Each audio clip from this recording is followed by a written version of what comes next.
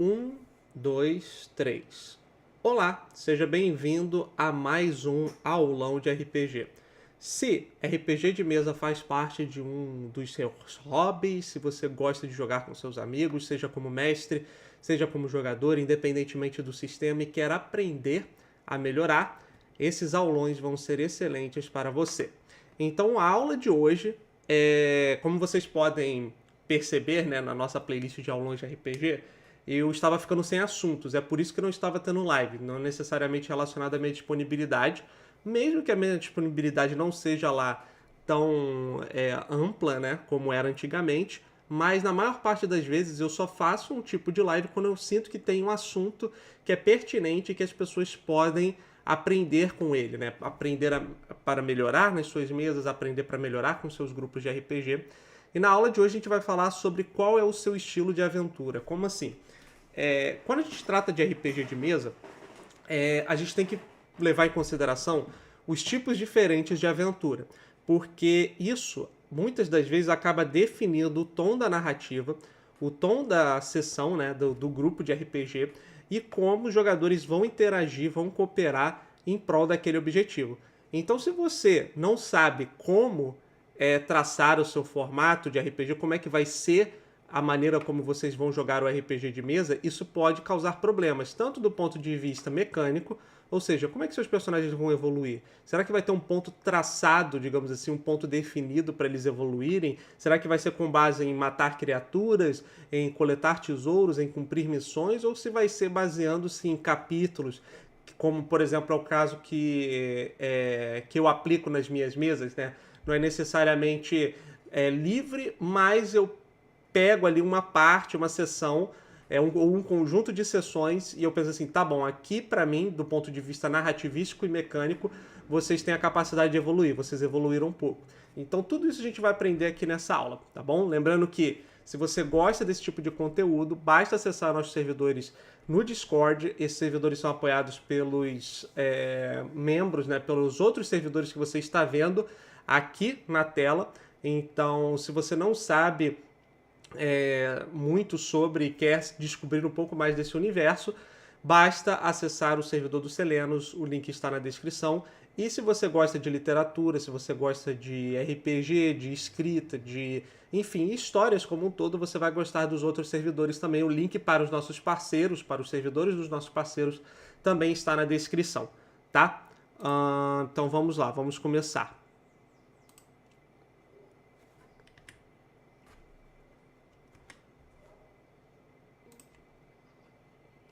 Então, a primeira de tudo, né, que eu gosto de falar é o seguinte: trilho, areia ou flecha? Como assim?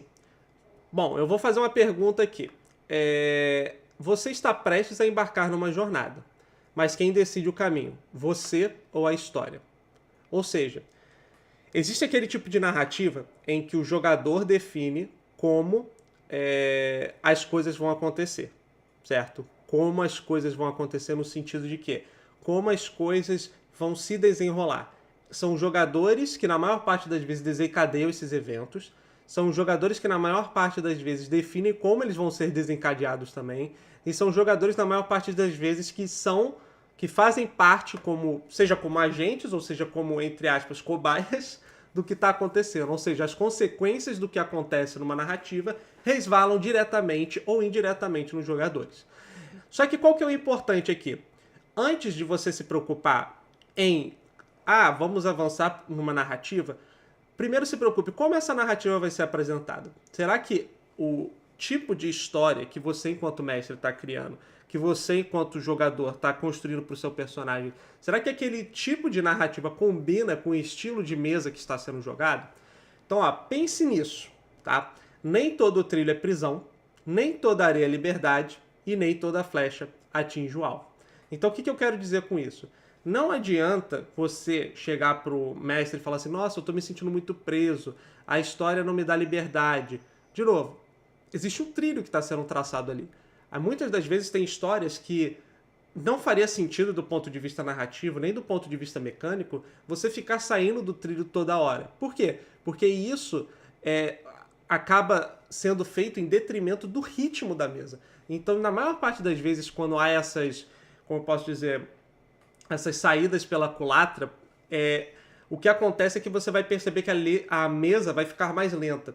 Então isso, se você definir com o grupo e com os jogadores, né, com o grupo, seja com o mestre, seja com os jogadores, tá, vamos combinar partes em que vocês vão ter essa liberdade, tudo bem. Agora, se é algo que é definido desde o início, é melhor você seguir com isso. E saiba, muitos mestres, né, muitos jogadores falam assim, eu não gosto de jogar narrativas que são railroad. Railroad define literalmente isso. Trilho de ferro, né? Ou seja, personagens vão participar de uma história que já está pré-estabelecida. Por exemplo, se você assiste o meu canal, você deve conhecer a Saga do Coração Partido. A Saga do Coração Partido é justamente, como eu posso dizer, uma aventura railroad, ou seja, uma aventura de trilho. Eu já defini uma história. Dentro dessa história, dentro desse caminho, os jogadores têm sim liberdade, mas não é uma narrativa feita para, digamos assim, os jogadores explorarem de maneira muito independente a narrativa, de maneira muito independente o cenário. Eles vão explorar à medida que eles forem avançando na história, quando achar que é necessário. E aí, com base nisso, eles podem fazer adaptações para os personagens, eles podem avançar no desenvolvimento de personagem. E outra coisa também, nem toda areia é liberdade. Existe um outro estilo de RPG de mesa chamado Sandbox, que é, de novo, pense numa caixa de areia, né? Eu, inclusive, já vou passar para o próximo slide para vocês terem uma noção de como funciona. Vamos lá. Então, vamos lá. Pense numa estrutura de aventura, né? A definição de estrutura da aventura na RPG, se a gente fosse levar em consideração como metafóricos, a Railroad seria isso, um trilho pré-definido. Sandbox seria aquela coisa de caixa de areia, ou seja, há um cenário, há uma área, há uma cidade que o mestre estabelece, vocês têm liberdade de agir como vocês bem quiserem. Só que qual que é o problema? Esse sandbox não significa que ele é 100% livre, ele é conduzido dessa maneira. Mas uma vez que você adentra uma narrativa, um conflito, é prioridade sua, enquanto jogador, e também do mestre, é claro, de colaborar para que cada um desses conflitos comecem a, como eu posso dizer, dar estrutura, dar base para que o grupo possa avançar, possa ter um desenvolvimento de personagem como ele teria numa aventura de Railroad. Porque ninguém quer um monte de aventura mesquinhas, né? Então a ideia é que dentro dessas aventuras mais simples, você possa acrescentar turns, né? Ou seja, viradas, plot twists, por exemplo, para que a narrativa fique mais interessante. Já o one shot, eu quero que você pense como uma flecha.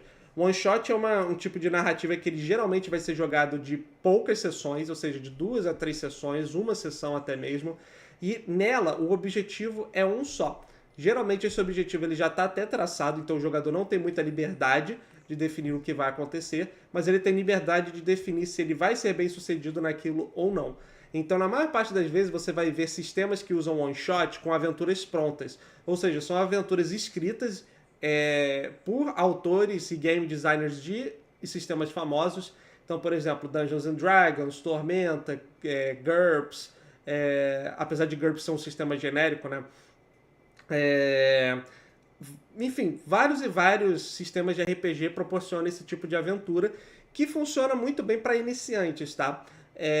E você sempre pode mesclar, por exemplo, dentro da minha mesa a gente tem uma campanha Railroad, mas eu quero trabalhar um enredo secundário em que os personagens assumem outros papéis no estilo sandbox. Ou então eu quero fazer uma versão em que, digamos assim, eles acompanham o que poderia dar errado, e aí vai ser uma one shot. Entende? Você pode fazer isso tudo para congregar na sua mesa de RPG. O importante aqui é que você defina, tá, o que é importante para essa mesa em específico? O que é importante para esses personagens em específico? Quando você tem isso estabelecido, assim, a maior parte dos seus problemas vai ser resolvida. Porque o que acontece na maior parte das vezes é que o jogador quer fazer um personagem, ele quer escolher um tipo de mesa, digamos assim, que não equivale, não tem o mesmo estilo de mesa que ele de fato está jogando. Então não adianta você trazer um personagem super complexo com 15 camadas de background que quer ir atrás das pessoas que mataram o seu pai numa mesa de one shot que dura entre 40 e 50 minutos. Não faz sentido. Você pode fazer um background que permite com que a própria história da one shot possa congregar na sua história. Já, por exemplo, uma aventura sandbox, se você sabe, por exemplo, que você está jogando num local específico, trace uma história, trace uma narrativa que gire em torno daquele local. Porque isso pode se transformar numa aventura para a mesa. O que eu geralmente vejo, né, e que eu representa muitas das vezes uma falha do ponto de vista de quem está jogando, é que os personagens jogadores, ou seja, os jogadores, eles criam narrativas muito egoístas, no sentido de que a narrativa ela é interessante às vezes para o jogador, mas ela não permite uma boa aventura para o grupo. Histórias de personagens de jogadores interessantes têm que trazer o grupo para alguma coisa. Tem que ser interessante para o grupo. Então, na maior parte das vezes, os jogadores reclamam: mas o mestre não usa o meu background. O mestre ele não tem a obrigação de usar o seu background. Ele tem a obrigação de congregar uma experiência tendo em vista a ação dos outros jogadores, o que os outros jogadores estão fazendo. Então, se, por exemplo, você tem uma história muito legal, só que depende que o grupo todo dependa de uma ação muito, muito específica, ou então dependa que você esteja constantemente no papel de protagonista para que ela progrida, geralmente essa história ela não vai ter interesse da maior parte das pessoas que estão jogando, porque o RPG de mesa é um jogo cooperativo. Já no Railroad, por exemplo, na trilha, o que eu gosto de fazer, nessas histórias de trilha de ferro, ou seja, mais bem definidas, é que eu gosto de entrelaçar. Eu forço o background dos personagens para eles serem parecidos com a história que eles vão jogar, com a narrativa, com o caminho que eles vão seguir. Por quê? Assim eles vão ter motivações, ou seja, vai fazer sentido do ponto de vista narrativo eles não saírem do caminho, entendeu? E também é um bônus para eles se manterem motivados ao longo da narrativa a manter aquele estilo de jogo. Então vamos para a próxima. Tá, vamos falar um pouquinho do trem narrativo, né? Que seria a nossa história Railroad. Bom, primeiro de tudo que eu gostaria que vocês levassem em consideração. A definição é um roteiro guiado com um caminho definido. Isso significa que o trilho não faz curva? Não, trilho faz curva também, tá, galera? Trilho muda. Então, o que acontece? Não significa que por ser uma história guiada você não possa fazer curvas, fazer, por exemplo, narrativas mais sinuosas, em que os jogadores não sabem ao certo se aquilo está indo para o lado que eles achavam que está indo. Qual que é a vantagem disso? Isso dá um ritmo coeso para a narrativa. Então, para narrativas longas, por exemplo, funciona muito melhor, principalmente se você e os seus jogadores não tem muito tempo para jogar. Eu, por exemplo, só tenho como jogar no final de semana e alguns finais de semana eu nem tenho como jogar também. Então, para o meu grupo faz muito sentido. Se vocês virem a Saga do Coração Partido, por exemplo, a história é muito congruente. Ela termina como se fosse um capítulo mesmo. Então, tem histórias que não terminam desse jeito. Mas a vantagem disso é que uma vez que você volta a jogar, isso mantém um ritmo coeso. A meio que a história ela vai sempre se manter num próprio, como eu posso dizer, embalo, sabe?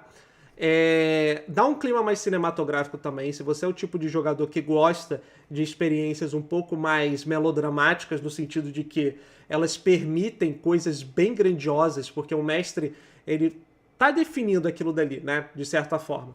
Então ele pode definir cenas específicas, cenas épicas, batalhas épicas, e os jogadores podem contribuir com isso. E também depende menos do improviso, né? Apesar de você poder sim improvisar no Railroad, né? Você pode, várias vezes inclusive, eu já fiz isso, sessões inteiras que surgem de maneira, como eu posso dizer, completamente genuína pelo caminho, completamente, não aleatória, mas assim, que eu percebo que há uma oportunidade, tá, eles estão indo por esse caminho, então eles estão indo nessa velocidade, será que dá pra fazer isso? Será que dá pra fazer essa curva? E aí, quando eu vejo que faz sentido, eu vou lá e faço. Qual que é o bom disso? É que eu posso fazer isso constantemente, sem ter medo de sair demais do trilho, entende? É só eu saber conduzir a narrativa. Qual que é a desvantagem disso? A liberdade acaba ficando limitada, então se você é um estilo de jogador, você é um tipo de jogador que gosta muito de um estilo de mesa específico, e essa mesa, por exemplo, tem um tema, uma abordagem, sei lá, mais de suspense, mais de investigação, mais de aventura, mais de missão, você vai acabar se sentindo um pouco acuado com relação a isso, mas ainda assim você pode se adaptar, tá?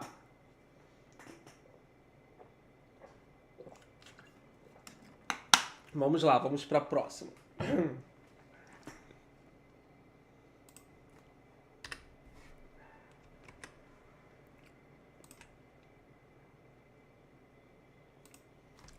Já no estilo sandbox, o mundo é o seu playground. A definição aqui é clara, liberdade quase total. As vantagens é o seguinte: exploração livre, ou seja, você tem bastante liberdade do ponto de vista geográfico mesmo, tipo assim, onde você quer ir. E você pode ir para qualquer lugar. Sensação de agência, ou seja, você vai perceber que vários momentos, tudo na história vai depender de você mesmo. E isso é uma vantagem e uma desvantagem. Por quê? Porque se você não traz como eu posso dizer, bons personagens, se você não consegue se garantir muito na interpretação, se você não consegue se garantir muito na tomada de decisões, vai ser difícil manter o foco. Porque ou nada vai soar interessante para você, ou todas as coisas vão soar tão interessantes que você não vai saber para onde ir. Ou seja, isso exige uma preparação modular. Tá, em quais aspectos, em quais elementos eu vou querer focar aqui? Combate, aventura, narrativa, vou querer focar em quais gêneros específicos, vai ser algo mais voltado para o terror, algo mais voltado para o suspense, como eu vou encarar essa maneira de jogar. Tudo isso vai depender também do modo como os seus outros jogadores, os companheiros do seu grupo, também vão determinar isso, ok? Então vamos lá para um outro estilo, que é a One Shot, tá? A One Shot é o estilo mais famoso de mesa, principalmente para quem está iniciando, porque é uma narrativa rápida, one shot, ou seja, um tiro só, que tem como objetivo dar essa ideia de que é algo rápido, intenso. Então pensa o seguinte, se a gente estivesse falando de um combate, sei lá, num ringue, a one shot seria o nocaute, entende? É quase como se você tivesse num ringue de luta e o one shot é o nocaute, é a porrada, digamos assim, é a maior porrada de todas. Então, geralmente os jogadores vão jogar do começo ao fim, uma tarde, uma noite. A aventura, ela é de curta duração, ou seja, 1 ou 2 sessões no máximo, até 3 sessões pode ir. Quais são as vantagens? Ótimo para testar sistemas. Você comprou um sistema novo, você adquiriu um sistema novo e está querendo testar, quer testar também um estilo de narrativa, quer testar um estilo de personagem, é ótimo para fazer isso nas one-shots. Intensidade dramática é excelente para aquelas mesas em que são bem mortais, no sentido de que todo mundo morre, todo mundo está lutando para sobreviver. Essas mesas permitem mais intensidade do ponto de vista de conflito também. As desvantagens é que tem pouco tempo para aprofundamento e na maior parte das vezes, se o grupo não está bem sintonizado, a mesa toda acaba sendo arruinada. Por quê? Porque a gente depende muito da coesão narrativa para definir ações de maneira rápida, sucinta e que avance a história. Então, se o grupo, por exemplo, tem diferenças entre si no sentido de que um gosta mais de ir para o combate e o outro planeja muito, esse estilo de mesa não é tão bom. Porque o que acontece? Ele vai quebrar um pouco o ritmo da narrativa. Então, geralmente, as mesas boas vão ser aquelas que todo mundo está com uma linha de pensamento parecida. Certo? Então, vamos lá. Como eu defino, né? Como é que eu poderia identificar que tipo de mesa eu estou jogando? Então, vai um exemplo aqui, ó. Railroad. A missão é clara. Escoltar o artefato até a capital. O caminho, um túnel sombrio. O único disponível. Perceba que nesse estilo de mesa já há uma deixa para o jogador, certo? Já há uma limitação, já há uma justificativa. Ou seja, por que a gente está usando o túnel sombrio? Porque é um artefato sagrado. Ele não pode ser utilizado, transportado de qualquer maneira. Então, na maior parte das vezes, a Railroad, né, as aventuras desse estilo, elas vão levar em consideração uma coisa, um elemento específico narrativo, que vai exigir com que os jogadores joguem de um jeito específico. No meu caso, por exemplo, em A Saga do Coração Partido, o que faz os jogadores jogarem de um jeito muito específico é o fato de que os corações deles literalmente estão atrelados à narrativa. Ou seja, do ponto de vista sobrenatural, todos eles são, entre aspas, amaldiçoados. Então, eles querem jogar de um jeito que, tá, como é que eu vou fazer as ações levando em consideração, 1, descobrir mais sobre a maldição e 2, descobrir como resolvê-la. O fato se agrava ainda mais, por quê?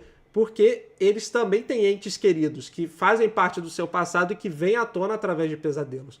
Então isso faz com que esse senso de urgência force-os a tomar decisões mais arriscadas, mais específicas. Então isso permite muito para o mestre que gosta desse estilo de mesa, que por acaso acaba sendo o estilo de mesa que eu mais gosto, tanto de mestrar quanto de jogar.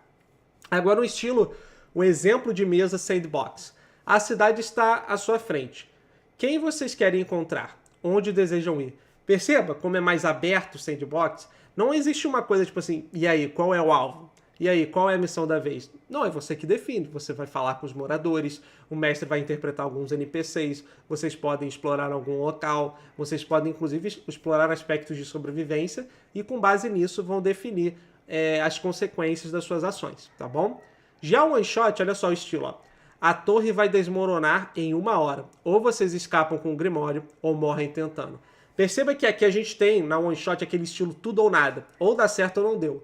Por que a gente faz isso? Porque limita muito o escopo de ações que você toma. Porque todas as ações que você vai tomar levando em consideração o objetivo, que é ter sucesso no fato de que você vai conseguir escapar da torre com o Grimório.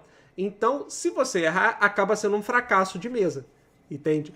E pode ser divertido, às vezes não dá certo, às vezes todo mundo morre ainda, se é uma mesa divertida. Mas o fato é, você está fazendo isso mais para limitar a duração, entende?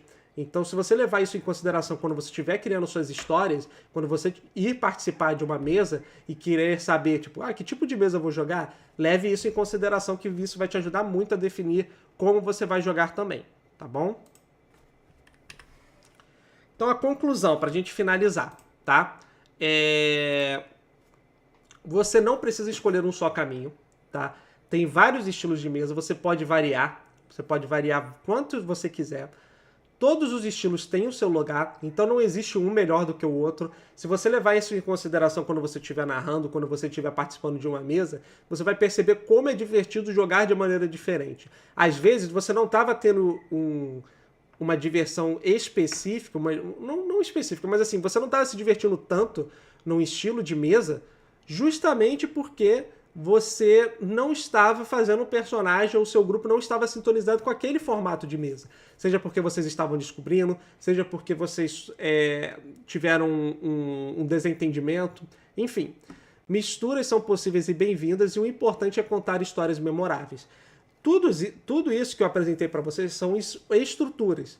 Mas, se, por exemplo, a mesa que você está jogando, se você enquanto mestre, se você enquanto jogador sente que dá para fazer algo mais divertido, não precisa ficar 100% atrelado ao roteiro, 100% atrelado aos dados, 100% atrelado enfim, ao livro que vocês estão jogando, ao sistema. O importante é que vocês se divirtam. A mudança, quando você pensa em fazer uma mudança drástica, ou seja, aquele tipo de mudança que vai alterar a maneira como vocês estão jogando daqui para frente, de maneira drástica, abrupta, pensa assim, isso pode trazer mais diversão para o grupo? Se sim, vai fundo, certo?